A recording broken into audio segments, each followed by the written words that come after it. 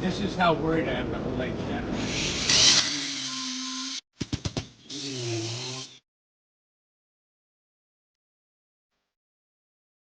Hi, my name is Ella Thacker, and today at the farm show I got some watermelon seeds that I'm going to put in my garden from the Illinois Extension booth. My name is Jack May. Today at the farm show I bought a grease hammer. You put it on your frozen grease zerks, and you can hit it down with a hammer, and it will push grease through the grease zerk to get it freed up. Kind of a neat tool. I thought I could have it for the farm for some of the disc games that are frozen to dirt and rust.